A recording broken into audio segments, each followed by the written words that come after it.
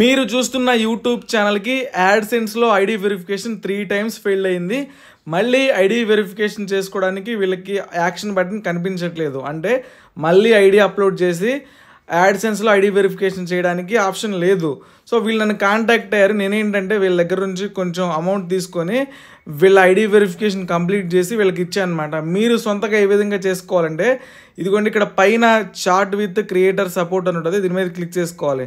దీని మీద క్లిక్ చేసుకున్న తర్వాత కింద మనకు కొన్ని ఆప్షన్స్ వస్తాయి.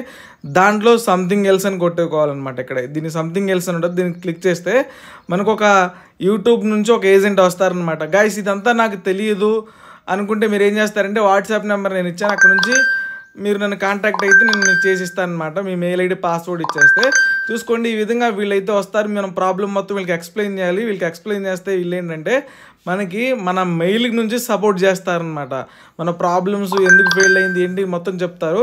సో ఇదంతా చెప్పిన తర్వాత మనకి మెయిల్లో కాంటాక్ట్ అవుతారనమాట. అంటే మన మెయిల్ ఐడి ఉంటుంది కదా, యూట్యూబ్ మెయిల్ ఐడి. సో దాంట్లో కాంటాక్ట్ అవుతారు. దాంట్లో కాంటాక్ట్ అయిన తర్వాత వీళ్ళు అడిగిన డీటెయిల్స్ మొత్తం మనం ఇచ్చేసేయాలి. ఇదంతా ఒక 2-3 days పట్టిద్ది అనమాట. ఐడి వెరిఫికేషన్ 3 times ఫెయిల్ అయిపోయిన తర్వాత చాట్ సపోర్ట్తో చాట్ చేస్తూ ఉండంటే ఇట్లా మెయిల్లో మనకు రిప్లై ఇస్తూ ఉంటారు. సో ఇది ఒక 2-3 days పట్టిద్ది. మీకు ఇంగ్లీష్ కూడా రావాలి, కొంచెం టెక్నికల్ నాలెడ్జ్ కూడా ఉండాలి. అప్పుడు మాత్రమే మీ సెల్ఫ్గా చేయడానికి అవుద్ది. మీకు ఏమీ తెలియదంటే నన్ను కాంటాక్ట్ అవ్వండి అనమాట. సో నేనేంటంటే చాట్ సపోర్ట్తో చేశాను. మెయిల్ కూడా వచ్చింది. మెయిల్ వచ్చేసిన తర్వాత ఏంటంటే మళ్ళీ వీళ్ళు ఒక యాక్షన్ బటన్ నాకు ఇచ్చారు మళ్ళీ ఐడి అప్లోడ్ చేసుకోవడానికి. ఇదిగోండి ఇక్కడ చూసుకోండి, action required, there is something to check your AdSense అని చెప్పేసి. సో గో టు పేమెంట్స్ అనే దాంట్లోకి వెళ్ళిపోదాం. గో టు పేమెంట్స్ అనే దాంట్లోకి వెళ్ళిపోతే మళ్ళీ వెరిఫికేషన్ బటన్ ఇచ్చారు. ఇక్కడ చూసుకోండి, provide some info your self to continue అని ఉంది, వెరిఫై అని ఉంది. ఇక్కడ ఏంటంటే మనం ఐడి అప్లోడ్ చేయాలన్నమాట. ఇంతకుముందు అప్లోడ్ చేస్తే 3 times ఫెయిల్ అయింది కదా, మళ్ళీ అప్లోడ్ చేసుకోవడానికి ఒక ఛాన్స్ ఇచ్చారు. ఎట్లా, మనం చాట్ సపోర్ట్తో వాళ్ళ రిక్వెస్ట్ పెట్టి మెయిల్లో కూడా వాళ్ళు అడిగిన డీటెయిల్స్ మనం ఇస్తే మళ్ళీ ఇంకొక యాక్షన్ బటన్ ఇచ్చారనమాట. సో ముందుగానే మనం ఏం చేసుకోవాలంటే మనం ఏ ఐడి అయితే అప్లోడ్ చేస్తామో, డ్రైవింగ్ లైసెన్స్ అయినా, పాన్ కార్డ్ అయినా, ఓటర్ ఐడి అయినా, దాని మీద పేరు ఎలాగుందో అలాగా ఈ పేమెంట్స్ అనే దాంట్లోకి వెళ్ళి పేమెంట్స్ ఇన్ఫో అనే దాంట్లోకి వెళ్తే ఈ విధంగా వస్తుంది. పేమెంట్ ఇన్ఫోలో దీంట్లో సెట్టింగ్స్ ఉంటుంది. సెట్టింగ్స్ కింద మేనేజ్ సెట్టింగ్స్ అని ఉంటుంది అనమాట. ఇక్కడ పేరు ఉంటుంది. ఈ పేరు ఏంటంటే మనం ఇచ్చే ఐడి మీద ఎట్లాగైతే పేరు ఉంటుందో సేమ్ అలాగే పేరు ఇవ్వాలి. అసలు ఎందుకు ఐడి వెరిఫికేషన్ ఫెయిల్ అయిద్దంటే మనం ఇచ్చే ఐడి మీద ఉన్న ఒక పేరు ఒకలాగా ఉంటుంది, ఇక్కడ పేమెంట్ ఇన్ఫోలో ఉన్న ఒక పేరు నేమ్ వేరేలాగా ఉంటుంది. సో దానివల్ల ఫెయిల్ అయిపోద్ది అనమాట.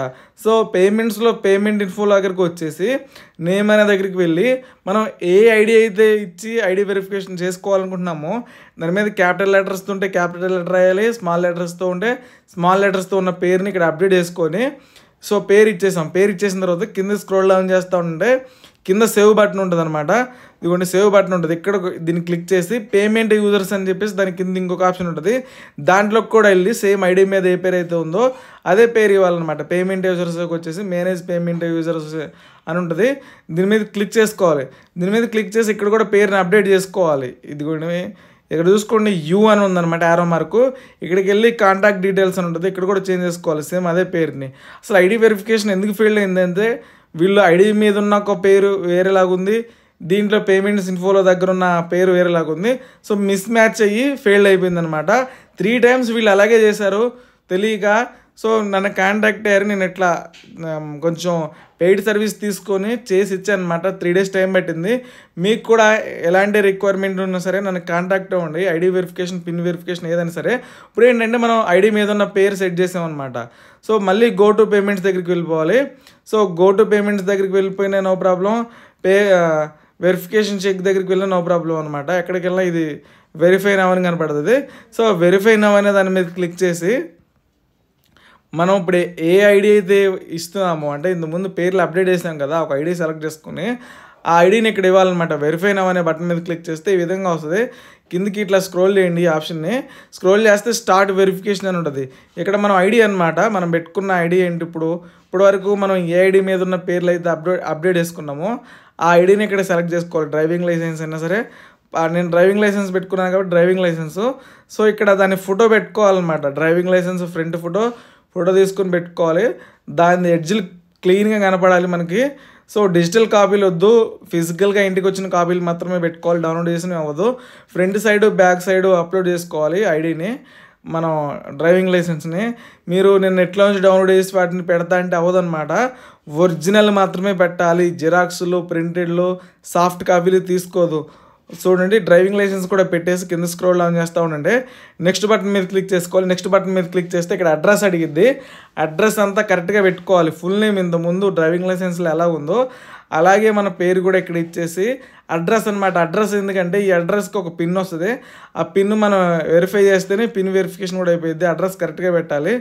అడ్రస్ కూడా కరెక్ట్గా పెట్టేసి నేము అడ్రస్ అంతా కరెక్ట్గా ఉంటేనే ఐడి వెరిఫికేషన్ అయ్యిద్ది. ఐడి వెరిఫికేషన్ తర్వాత పిన్ వెరిఫికేషన్ అయ్యిద్ది.